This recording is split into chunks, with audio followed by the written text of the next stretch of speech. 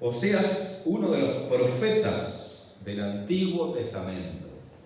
La época de los profetas no era tan dichosa, tan fácil, principalmente para el profeta. El profeta tenía que anunciar la verdad de Dios, cueste lo que cueste, costara lo que costara, y no era fácil porque el pueblo de Dios se rebelaba constantemente, el pueblo de Dios endurecía el corazón, y por más que el profeta anunciara la verdad de Dios, el pueblo no creía, rechazaba, y entonces muchas veces le echaba la culpa al mismo profeta, ¿no?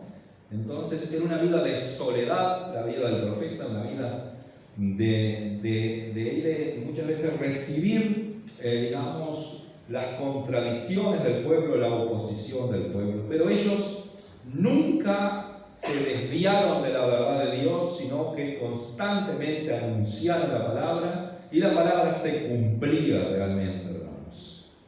Aquí en Oseas capítulo 6, vamos a leer, hermanos, en mi Biblia, vamos a leer del capítulo 5, versículo 15, que es el último versículo para después arrancar del 6:1 en adelante.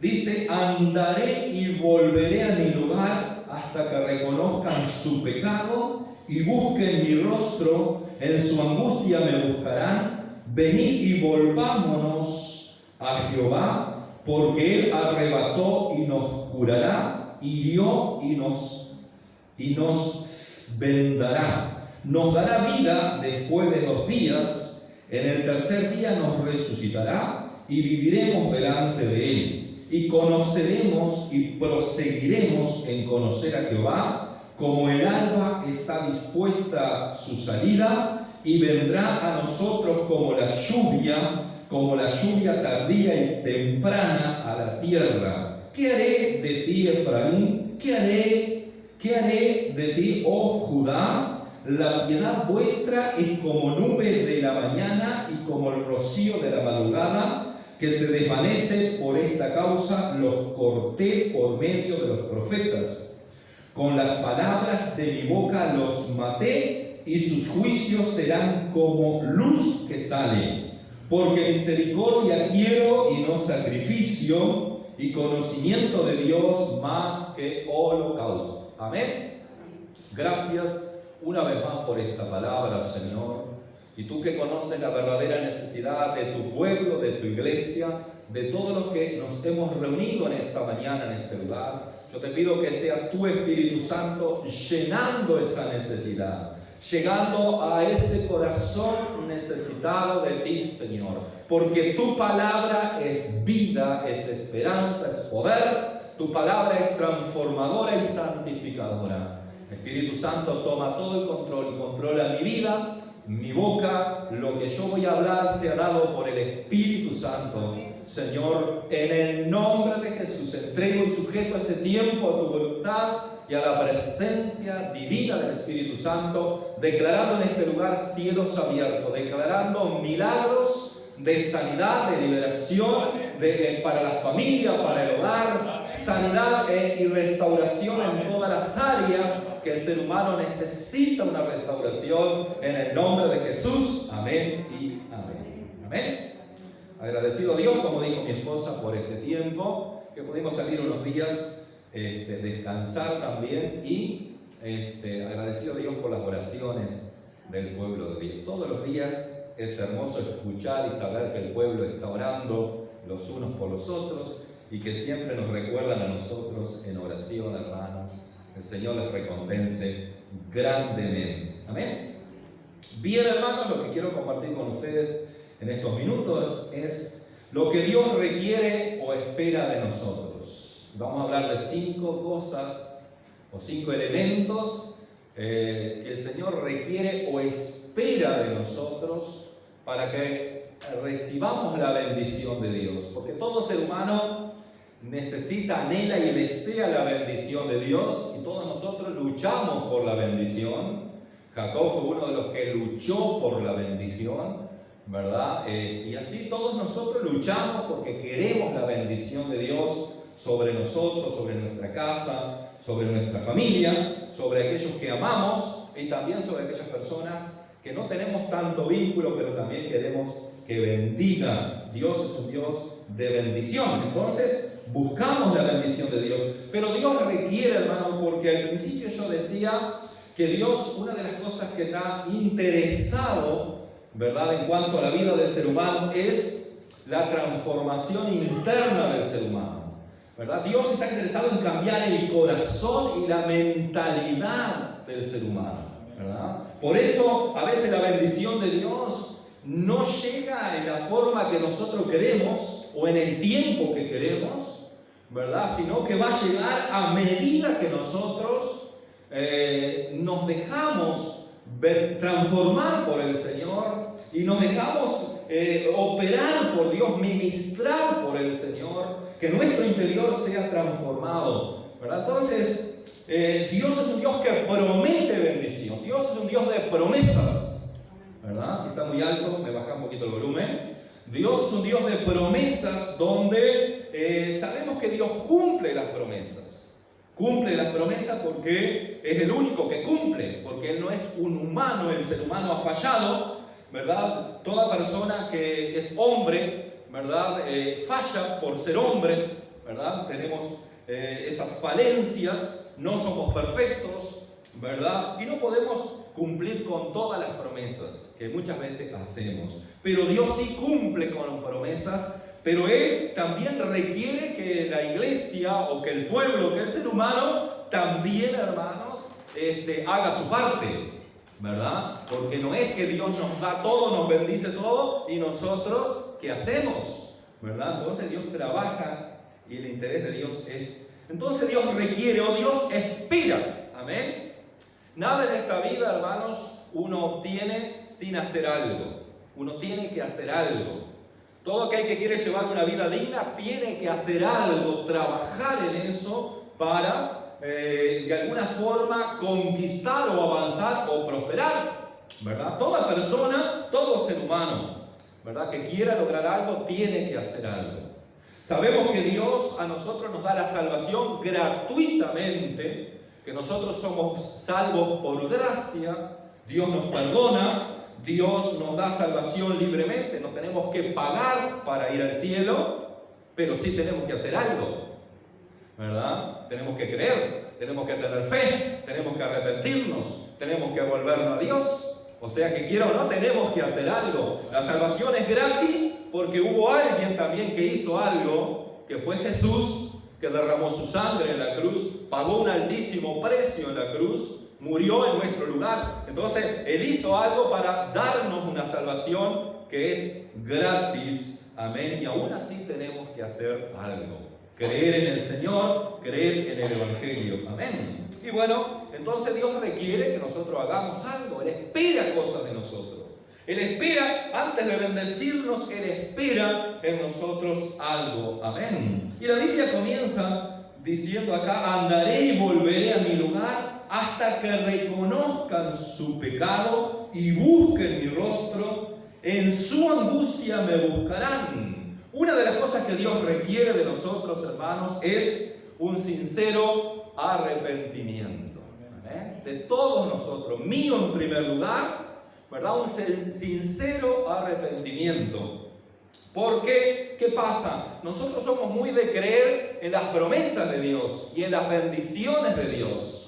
Y está bien, porque es por fe que recibimos las promesas, las bendiciones del Señor, pero es por una fe genuina, es una fe que tiene que tener base bíblica. La fe que tiene base bíblica es basada en la verdad que nos hace libres. Y una fe basada en la verdad es una fe que nos debe de llevar a arrepentirnos con sinceridad. Amén. Y aquí Oseas de alguna forma está hablándole al pueblo que no había un sincero arrepentimiento. Oseas le está diciendo a su pueblo: miren, ustedes no tienen un sincero arrepentimiento.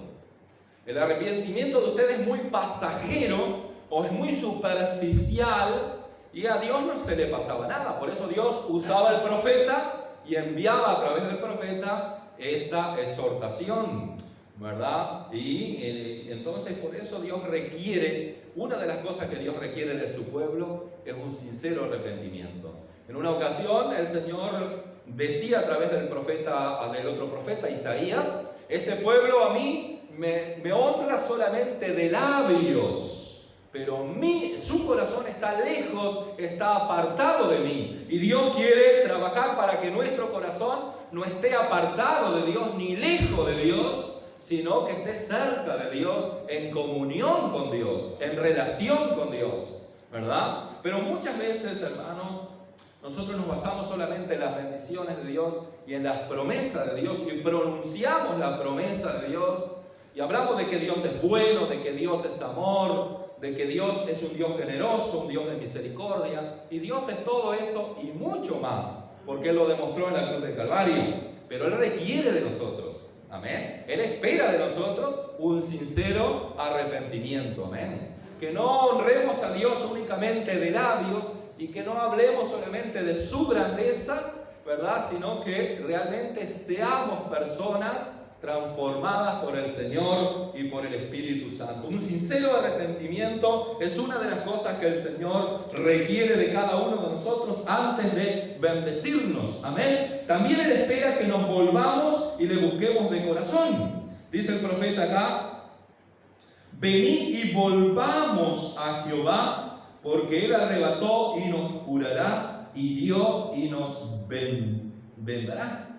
¿Verdad? Volvámonos. El profeta le está diciendo al pueblo: volvámonos. Vieron que el profeta también se incluye, ¿verdad? El verdadero profeta, ¿verdad?, también se incluye en el pecado del pueblo. Nosotros, David decía, Daniel decía, Nehemías decía: hemos pecado, hemos fallado, hemos obrado mal, nos hemos apartado de Dios, ¿verdad? Porque el pueblo se había apartado, ¿verdad? Entonces Oseas aquí también está hablándole: mire, ustedes tienen que volverse a Dios, vuélvanse a Dios, vuélvanse a Dios, porque dice, él dice, no, Él los desgarró, pero Él nos curará, hirió y nos vendará. O sea que el pueblo estaba mal, estaba siendo herido, desgarrado, estaba viviendo en dolor, en problema, en angustia, porque Dios lo había permitido. Ahora Dios lo había permitido para que ellos se volvieran a Él de corazón. Y Dios estaba esperando. Él dice: yo iré, ¿verdad? Volveré a ustedes hasta que me busquen con todo el corazón, y en su angustia me buscarán. ¿Cuántos de nosotros hemos buscado a Dios en angustia?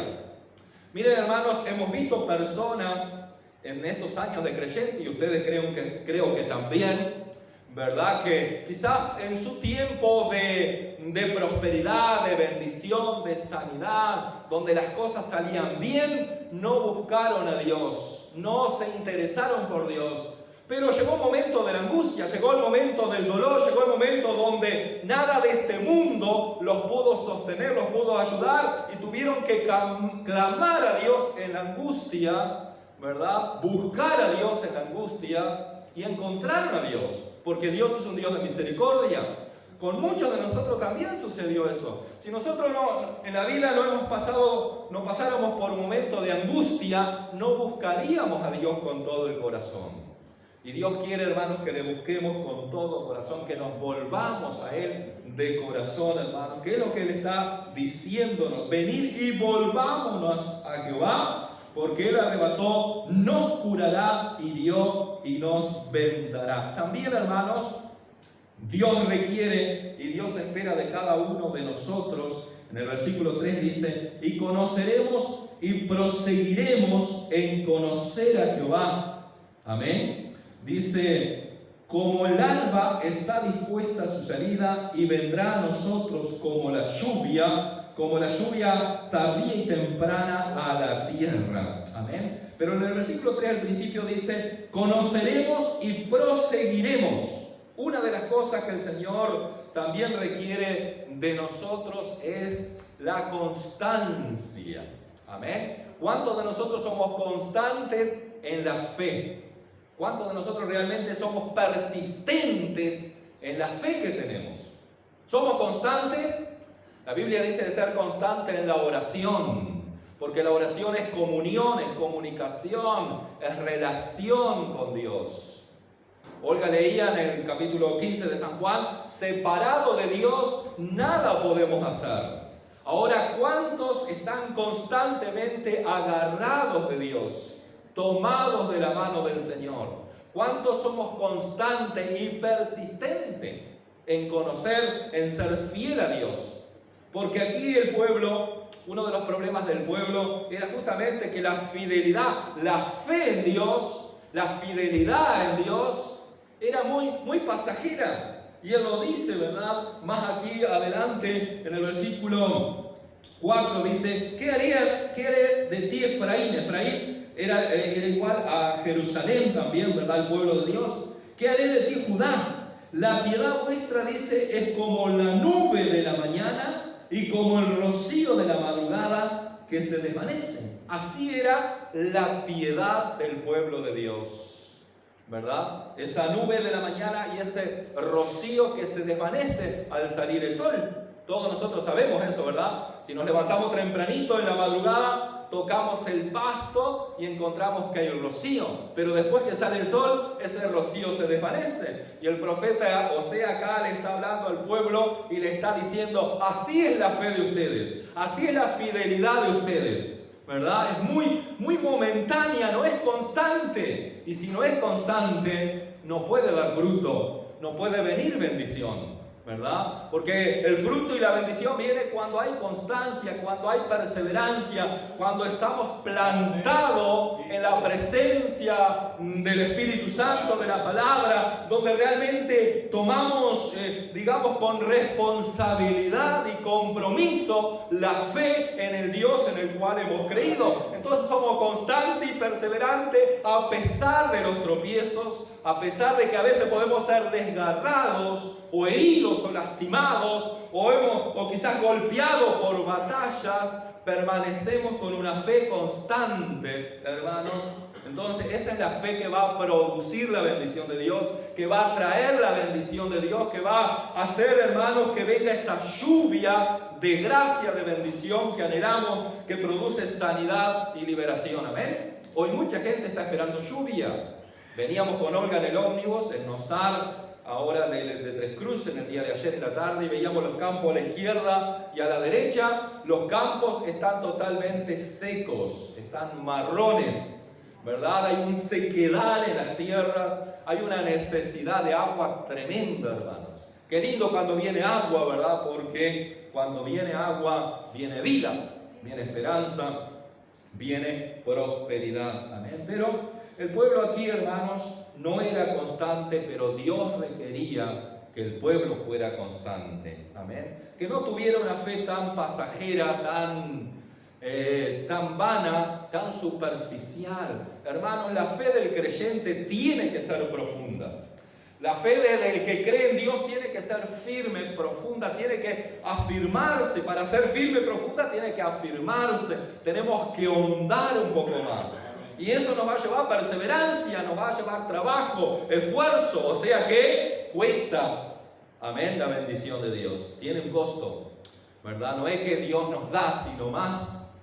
Él requiere cosas de nosotros. Y una de las cosas que más requiere es la constancia en la fe, en la fidelidad. Que tengamos fe en lo bueno, en los momentos buenos, y que tengamos fe en los momentos difíciles, de lágrimas, de adversidad, donde a veces llega el desánimo, donde a veces parece que vamos a bajar los brazos, que la lucha es intensa, que duele, que lastima, que lloramos. Pero ¿en quién hemos creído? ¿En quién hemos creído, hermanos? Hemos creído en un Cristo, amén, que murió por nosotros, pero al tercer día resucitó, venció la muerte. Hemos creído en un Dios que está con nosotros, que nos sustenta a pesar de todo. Hermanos, lo que a veces tenemos que enfrentar, Dios está con nosotros, estará siempre con nosotros, amén. Entonces esa es la fe constante, amén.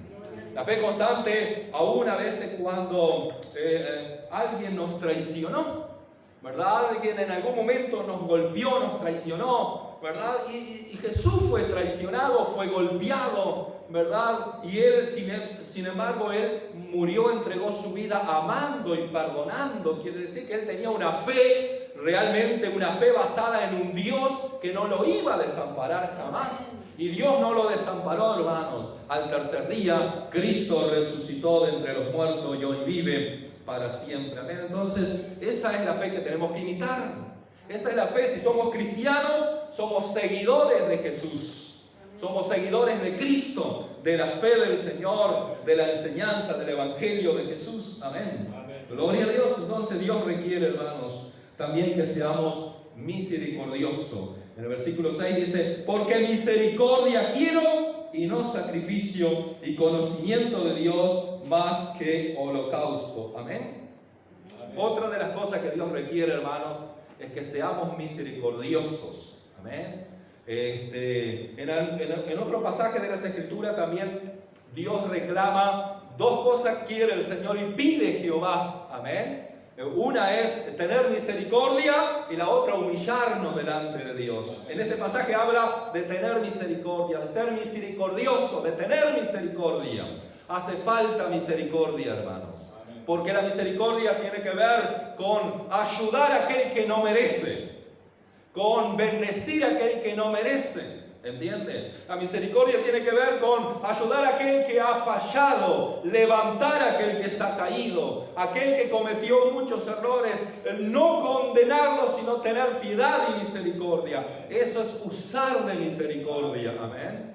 Entonces, Dios requiere, y para usar de misericordia tenemos que tener el amor de Dios, que es un Dios que es lleno de misericordia. Cuando tenemos el amor de Cristo nosotros, hermanos, nuestro corazón está lleno de misericordia. No estamos esperando que alguien falle para condenarlo. Estamos de alguna forma deseando la restauración del ser humano, la restauración de la familia, del hogar, del matrimonio, de los hijos y de aquellos que han fallado en el camino, que sean vueltos al Señor, que sean restaurados y bendecidos por Dios. Tengamos misericordia, hermanos, con aquel que nos lastimó. Tengamos misericordia con aquel que siempre nos marca el defecto o nos habla de nuestros defectos. Tengamos misericordia. Amén. Para tener misericordia debe haber un corazón transformado por el Señor. Y este pueblo se ve que no tenía misericordia. ¿Por qué? Porque su fe era superficial, no era constante, era como el rocío al amanecer. Entonces el profeta le estaba reclamando al pueblo, estaba hablando en el nombre del Señor a su pueblo. Amén.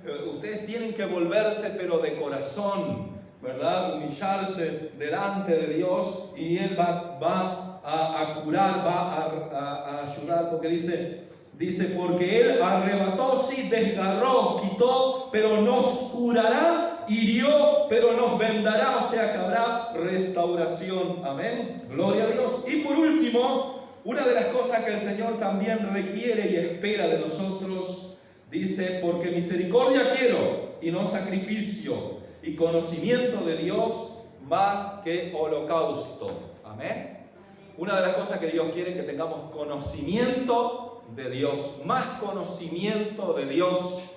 Hermanos, que sea un año para profundizar en conocer más a Dios, tener más conocimiento de Dios. Amén. El conocimiento de Dios no viene por arte de magia, no viene por una revelación, no viene por un texto que te enviaron, ¿verdad? No viene por mandarte ondas positivas constantemente. El conocimiento de Dios viene cuando tengo una relación con Dios que cada vez es más profunda, más íntima con Dios, más en la presencia del Señor, más llena de su verdad. Y para estar lleno de la verdad tenemos que estar llenos de la palabra, asidos, agarrados de la palabra de Dios, hermanos, y experimentando a veces el quebranto, ¿verdad? Sabiendo que vamos a experimentar quebrantos en nuestro transitar. Cualquiera de los profetas, hermanos, que tenía mucho conocimiento de Dios, experimentó quebrantos, experimentó dolor, experimentó valles de lágrimas, de sombra, de muerte, de persecución, ¿verdad? Pero siempre se mantuvieron como viendo al invisible, un invisible que es real, que es nuestro Dios.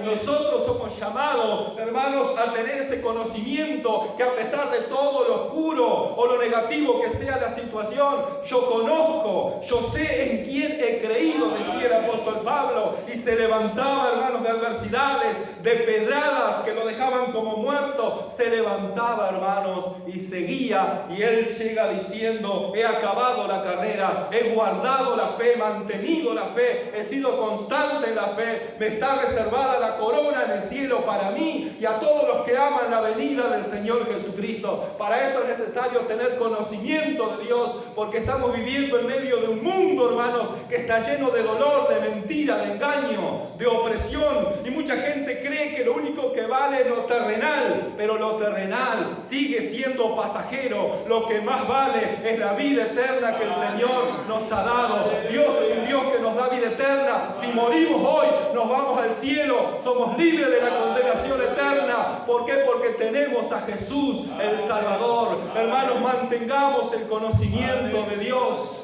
El conocimiento de Dios nos dice que habrá batalla. El conocimiento de Dios nos dice, hermanos, que tendremos aflicción, que a veces hay que llorar, que a veces pasamos por cosas que ni entendemos. Pero también el conocimiento de Dios nos dice que el Señor está con nosotros todos los días y que no nos dará una prueba, un problema mayor del que podamos soportar, que así juntamente con la prueba vendrá la salida. Gloria a Dios. ¿Cuántos creen que Dios tiene salida y solución a sus problemas? ¿Cuántos creen? Proclamen el nombre del Señor. Aleluya, porque Dios es un Dios poderoso que tiene solución, que venda las heridas, que cura y que restaura. Amén. Gloria a Dios. Venid y volvámonos a Jehová, porque Él desgarró, Él arrebató y nos curará. ¿Cuántos creen que Dios te va a curar? Hirió y nos vendará. Gloria a Dios. Eso, hermanos, habla, hermanos, que si nos volvemos al Señor, Dios va a restaurar eso. Yo no sé qué Dios tiene que restaurar en tu vida, o en tu casa, en tu familia, en tu finanzas, tu matrimonio, tu salud, lo que sea. Pero la Biblia dice aquí, hermanos, que Él arrebató, pero nos curará, hirió y nos vendará. Dios siempre, el deseo de Él es restaurar. Amén. Si hay cosas por restaurar, por sanar, ¿verdad? Por bendecir, Dios lo hará en este año. Amén. Nos dará vida después de 2 días. Amén. O sea que no es por arte de magia, ¿verdad? Si bien esta profecía apunta también a Jesús, cuando Él murió, se entregó, ¿verdad?, a muerte, entregó su vida en la cruz, ¿verdad?, y estuvo allí, hermanos. Pero dice la Biblia que al tercer día resucitó. Y dice acá que al tercer día nos resucitará y viviremos delante de Él. Amén. Habla, hermanos, de que pasamos por momentos difíciles, donde a veces el profeta, saben que el profeta a veces hablaba palabras de muerte para el pueblo, los trozaba. Es lo que dice la Biblia, ¿verdad? Más adelante habla de ese profeta, ¿verdad?, que realmente en el versículo 5, por esta causa los corté. Por medio de los profetas, con las palabras de mi boca, los maté.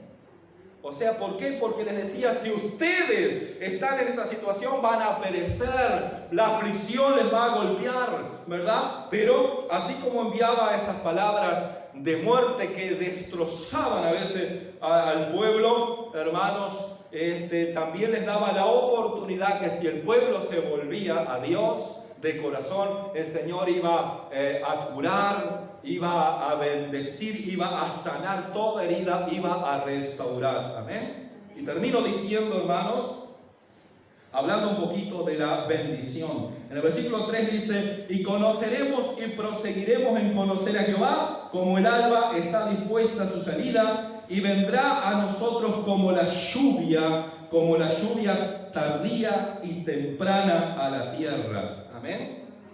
Vendrá a nosotros. ¿Cuántos en este tiempo están necesitando lluvia para los campos? Deseando lluvia, hermanos, para que no se mueran los animales, para que las plantas puedan crecer. Nosotros estamos deseando esa lluvia también, porque esa lluvia, hermanos, trae esperanza al ser humano, al pueblo, al trabajador, al agricultor y a todos nosotros. Trae esperanza, lluvia, que venga esa lluvia sobre nuestro país. Amén. Pero aquí, hermanos, está hablando de otra lluvia, de En aquella época la lluvia temprana era cuando se araba la tierra, ¿verdad? Que necesitaba lluvia para ablandar la tierra y preparar la tierra. Y la lluvia tardía era la lluvia en el tiempo de la cosecha, ¿verdad? Que también se necesita la lluvia en ese momento para que la producción y todo sea mucho mejor. Cuánta alegría había, hermanos, cuando había lluvia temprana y lluvia tardía. Pero, hermanos, esto apunta también a una lluvia de gracia. ¿Cuántos creen? Apunta a una lluvia de bendición para el ser humano. Apunta a una lluvia de restauración para tu vida, tu casa, tu familia, tus seres queridos. Una lluvia que produce sanidad. Esas aguas del Espíritu Santo que producen sanidad. Aleluya. Que tiene que ver, hermano, con la presencia sanadora del Señor, del Espíritu Santo. Es el único que sana y restaura el alma del ser humano. Es el único que puede sanar una vida quebrada y fracasada en error, ¿verdad? Esa lluvia también tiene que ir sobre este pueblo de Uruguay, esta nación, este país, ¿verdad? Que venga lluvia de gracia, de perdón, ¿verdad? Del perdón de Dios, de misericordia. Y la iglesia también, hermanos, tiene que beber de esas aguas. Tenemos que inundarnos en la presencia del Espíritu Santo. Yo no sé si pueden cantar una de las primeras antes de empezar el culto que habla de la lluvia. Vamos a enaltecer el nombre del Señor. Amén. Gloria a Dios. Gracias, Padre. Damos